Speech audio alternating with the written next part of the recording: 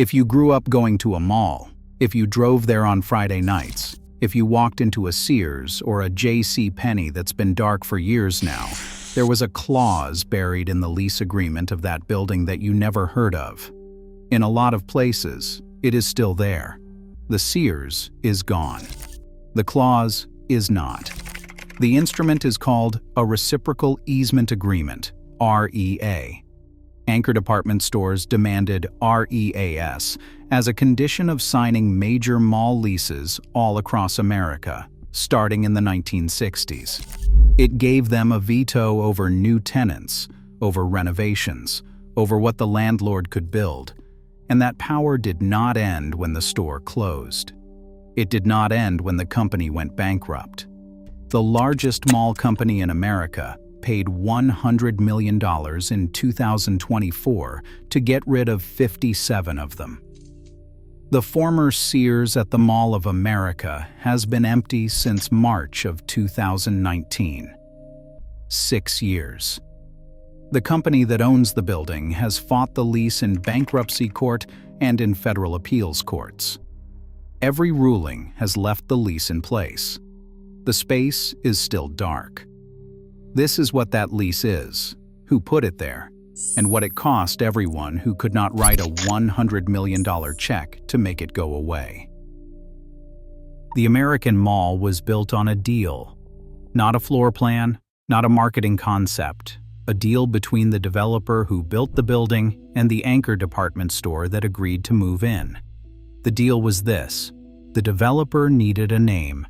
Sears, Penney, Macy's, Lord & Taylor, these were the stores that made a mall project financeable. Banks in the 1960s and 70s typically wanted a signed anchor commitment before they would finance a regional enclosed mall. Without that name on the paperwork, you usually were not getting the loan. The anchors understood this from the beginning. They had been watching developers come to them, hat in hand, since the first regional malls went up in the mid-1950s. By the time the enclosed mall boom hit in the 1960s, they knew exactly what their signature was worth at the negotiating table, and they charged for it. That Sears at the end of the mall, the one your dad parked closest to, was worth everything to the developer. Not because of what Sears sold, because of what Sears signed. What they charged for was not just favorable rent terms. They charged for legal control over property they did not own. They could object to certain tenants moving in next to them. They could challenge major changes or redevelopment plans. They could block uses they did not want on the property. And if the mall's condition fell below the standard the contract required, they could sue. These were not just side agreements. The deal was wired into the building itself. It did not matter who bought the mall or when, the original obligations came with the deed. There was a case where a developer decided to tear down a mall and replace it with something new. The anchor's REA was still in force. The anchor sued. The anchor won $31 million. Think about what it meant to walk into one of those buildings on a Saturday in 1982. You pulled into a parking lot the size of 12 football fields. The anchor was at both ends. Sears on the left, Penney on the right, and between them a covered corridor that ran maybe a quarter-mile end-to-end. The food court was in the middle, orange plastic chairs, the smell of Sparrow and Cinnabon, and whatever the Orange Julius was doing that week, the sound of the PA playing the same 40 songs in rotation.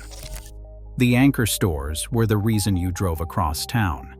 The rest of it, the Claire's, the Kay Jewelers, the Walden Books, the Foot Locker, was the stuff you stopped in because you were already there. That parking lot, that walk from the car to the Sears entrance, that is the physical experience the clause was written to protect, not for you, for the anchor. The instrument the anchor demanded was a Reciprocal Easement Agreement. The language that makes it permanent is the legal phrase running with the land.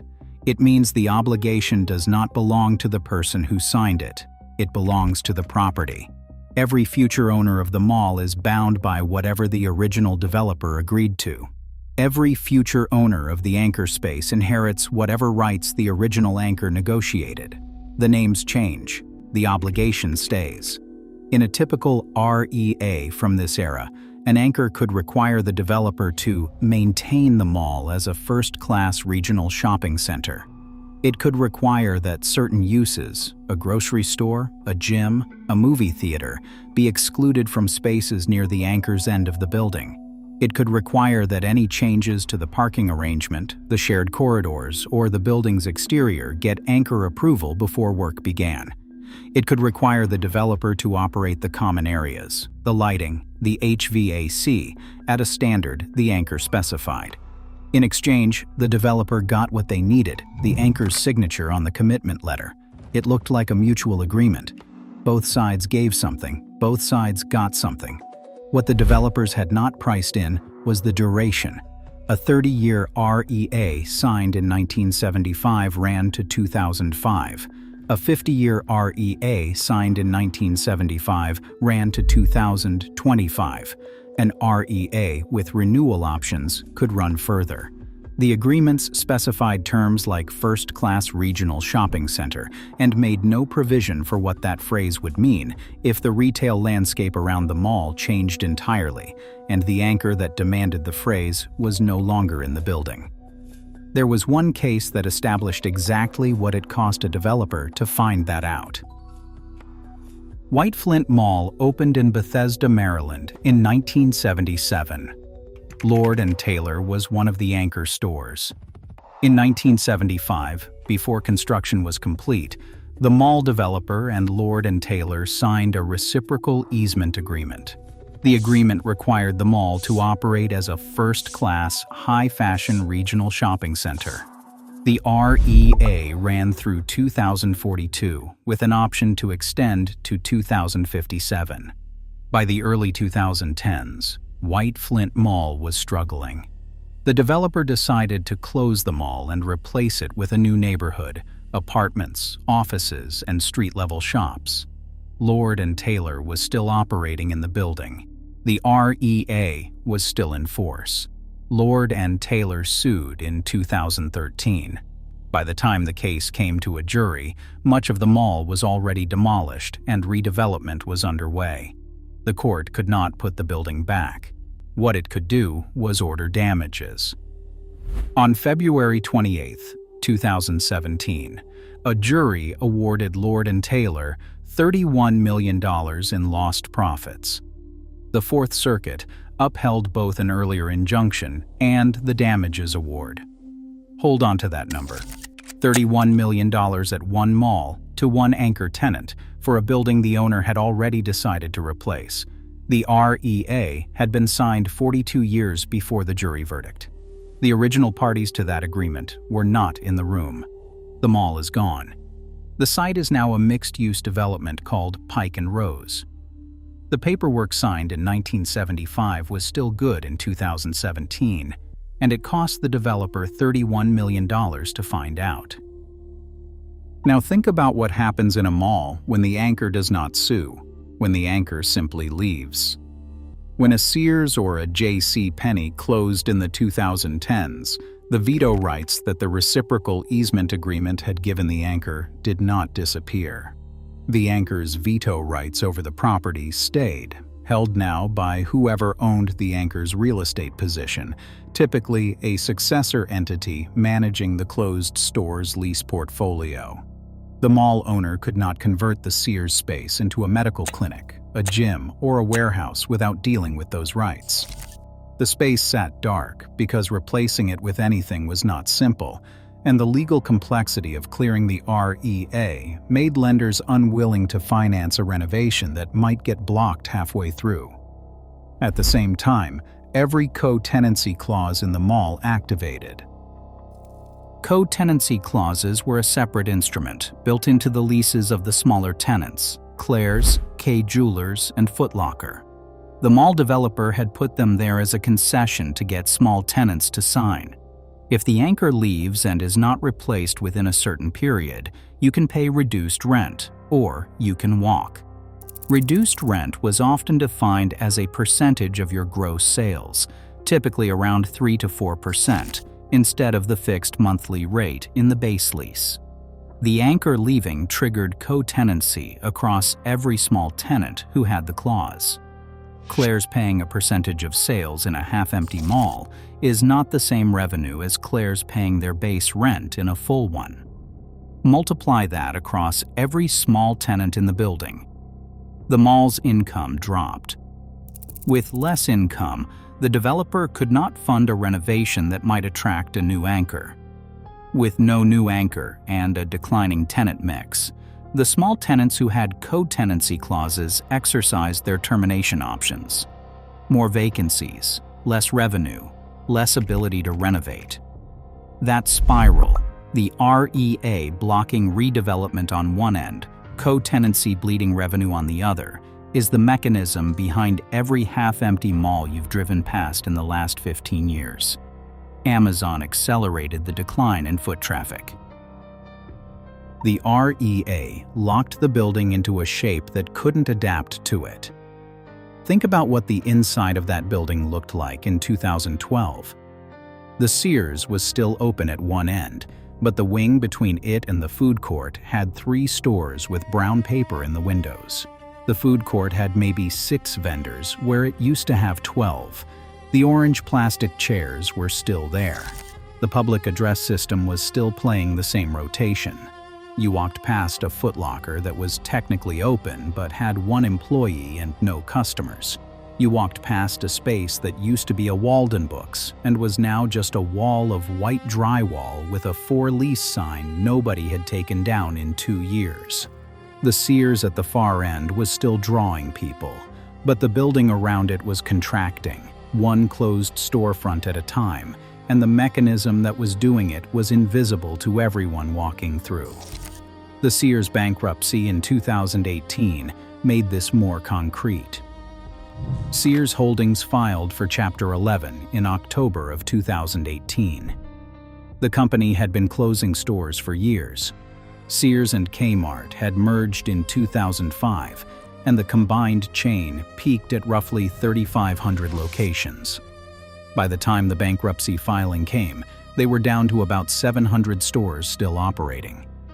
Most of those closed over the following year.